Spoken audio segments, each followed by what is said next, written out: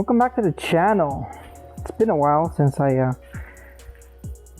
did another video. I know a lot of you guys have been asking me to do a video on how to do the steering wheel swap for a 2015. So now that I finally got in the mail what I was waiting for a while, let me show you. Ta-da!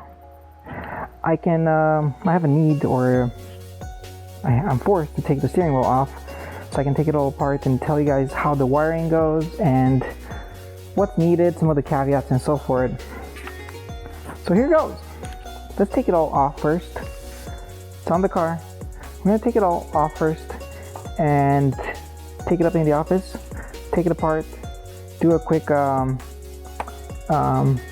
overview of the wiring and explain some of the decisions that I've made, why I've made those choices, and show you guys what you need to do to install it. And then from there, you guys can follow my wiring and get it all set up. So I'm gonna take it all off really quick. I'm not gonna do a video on how to take it off because there's plenty of videos out there. All you need to do is use a long metal, like a hex tool or whatever, pin, pull the airbag off, and then unbolt your steering wheel. Do not let your clock spring spin, because then you're gonna fuck it up.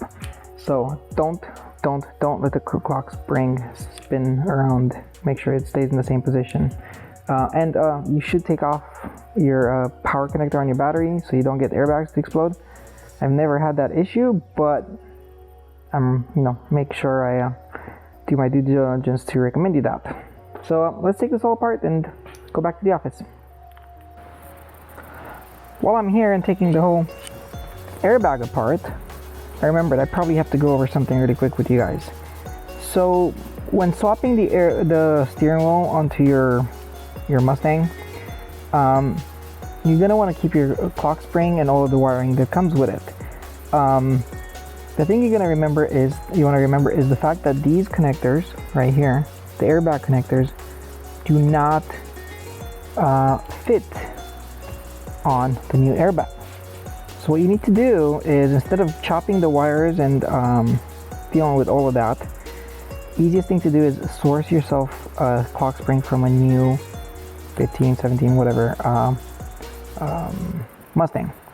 Then you can take these connectors apart. They're super easy to clip out, and you follow the same wiring order and whatnot, and you can actually just put the metal pins back into the new connectors of the old wiring from the old 0509 or 1014. You put the metal pins in the new connectors, and then the connector fits in the new airbag. So keep your wiring, just get the new connectors from a newer clock spring. That way you don't have to chop wires, solder those wires, especially on the airbag. I wouldn't want to mess with the wiring on that, just because it's a little more sensitive, and you want to be safe in in case of an accident, God forbid. So that's what I recommend. If you want to keep your stereo running, you're gonna need some WPT440 connectors. I have a couple of new ones I'll be going over, and so I'll just show you those in a second. So let me finish taking this one off, and we'll go back into the office. All right, so I got the steering wheel out. So a couple of things to talk about. The way Ford does the wiring on these new steering wheels is there's 4 sets of buttons, and you got a bunch of like media keys, some cruise control, as well as like the volume and so forth, and the phone.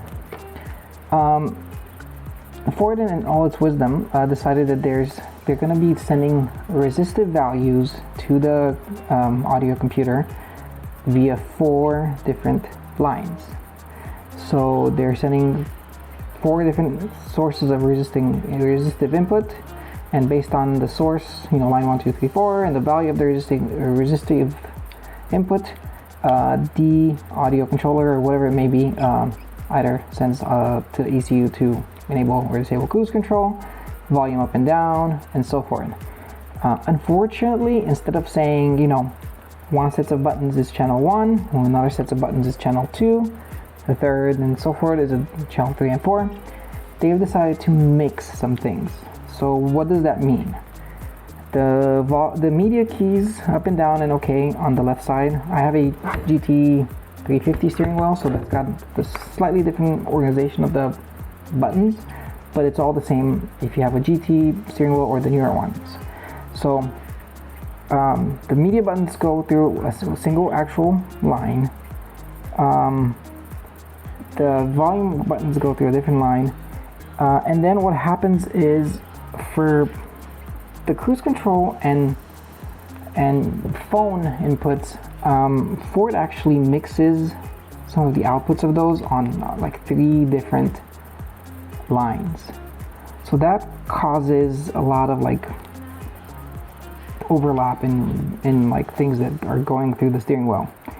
My car seems to be very sensitive to the resistive values that it's getting. Granted, I have an aftermarket stereo. I'm using one of those like Chinese Android Auto stereos, which allows me to pretty much choose whatever I want to do with those buttons, versus like a pack interface, which you have to literally press. You have a select number of buttons that you can use.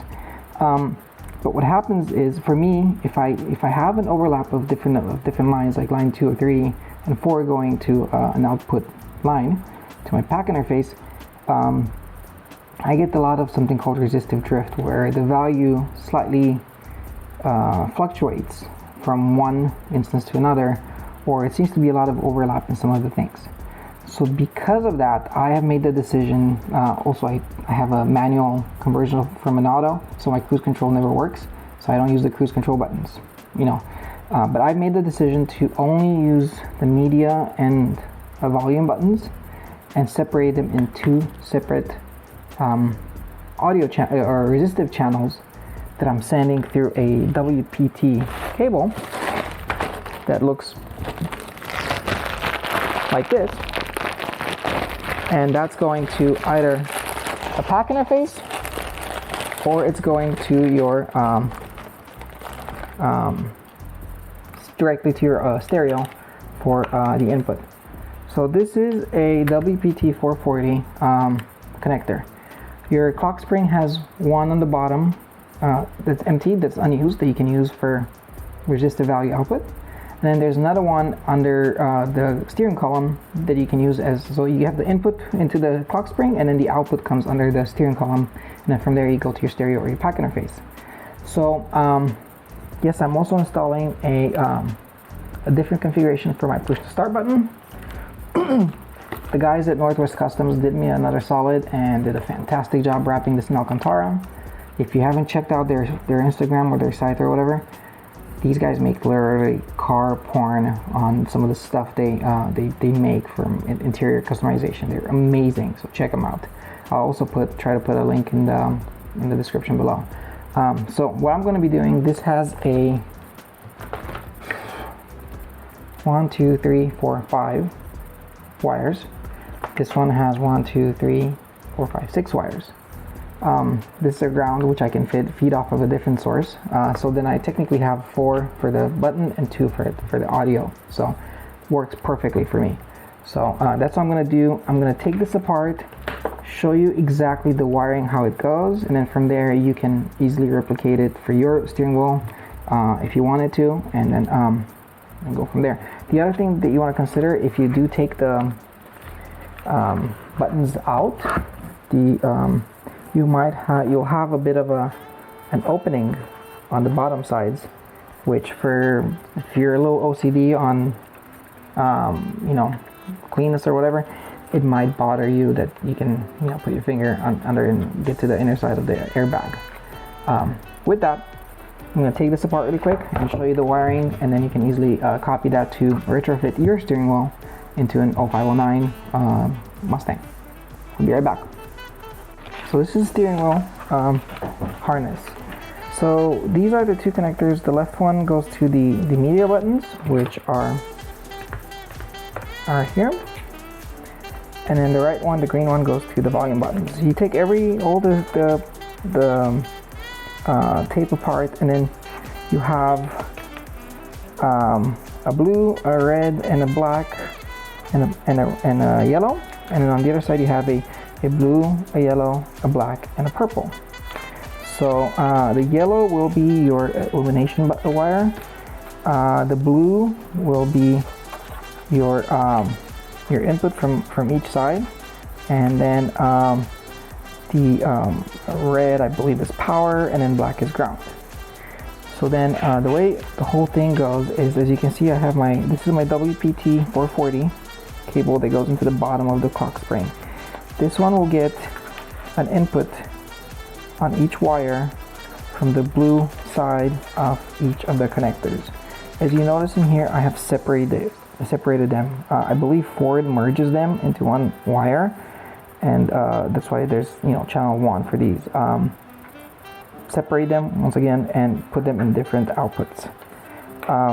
As you can see in here, for the purple wire, you can see that there was another wire coming in here, and I ended up chopping it because as I said, Ford merges channels from different sets of inputs.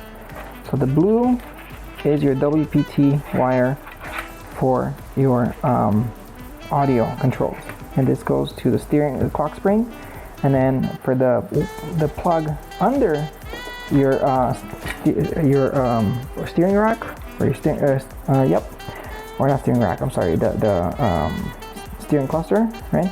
You'll match the same pins for the plug that goes into the under the steering wheel with the pins, the plug that goes under the steering control. Blah. Anyway, once again, so for the WPT plug, you see you have 6 pins.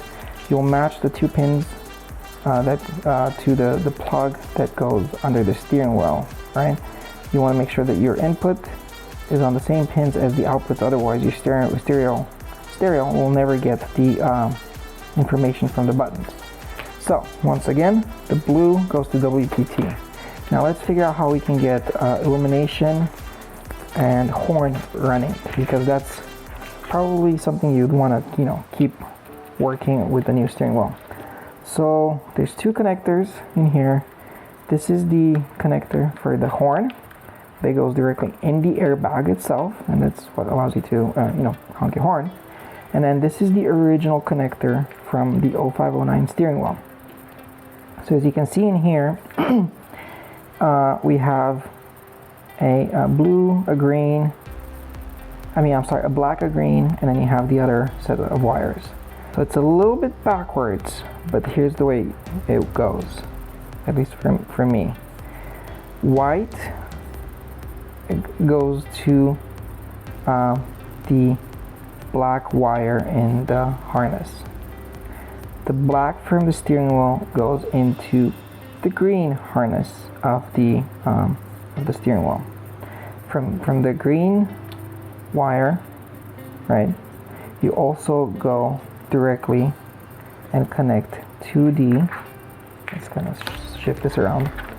From the green wire, you connect in here also both the red and the purple line. So the red comes on the left side, and purple goes on the right side. So those are going to be, I think, your power sources. And then as well, from the main wire, you connect red from the old harness to yellow. That's going to be your illumination. And then once again, green that comes from here, the second green, which is on pin number, it's the same pin actually, it's doubled up. Second green goes to the 2 blacks. So if we do a summary of this, right, you have 1, 2, 3, 4, 5 pins here, and then the 2 for the horn. Your blue and white are going to be they're not going to be used. These are the wires that are used for cruise control. Because I'm not reusing the cruise control, and I think the values are slightly different for the cruise control buttons, these are not going to be used. All right, so then we only have 3 wires to focus in here. Once again, black from the original connector goes to white on my horn, and then green from the original connector goes to black on the horn, as well as it tees up with the green and purple wires from the 2 button harnesses. The yellow button will connect to the red wire from the original harness, and then the green wire, the secondary green, will go to the two blacks. And then, as I mentioned earlier, the blues and blues go to their own specific input wires into the WPT connector for pack controls. Follow this wiring. I'm going to try and do a Google Docs document and share it on my in the description of the video. Follow this wiring, and then you should be good to go to get at least audio controls running in your car, as well as horn and then airbag controls as well. Airbag, if you, as I mentioned, if you just repin the connector, you should be good to go. So there you have it. Follow the wiring that I mentioned, and you should be good to go from getting the steering wheel working. I'm gonna continue repinning my my new push to start button, and then I'm probably gonna do a secondary video talking about how that works. Now, I have my push to start button initially between the two air ducts in the center dash. While it's nice that it's hidden and I can, I have to press the flap every time to open the flap to get to the button, I noticed it was a little too far to reach, and it was getting a little uncomfortable in some situations. So I figured in the steering wheel itself, it looks a little more polished or whatnot. It looks a little more like race car or whatever, so that's why I made the decision to make that change. So I'm going to do a video that talks about the button, and then also some things that I've learned since I've done the dash swap, and like a quick overview of the car, where we're at, and then what's coming up next. Thank you so much for watching the video. Subscribe, and see you guys on the next video.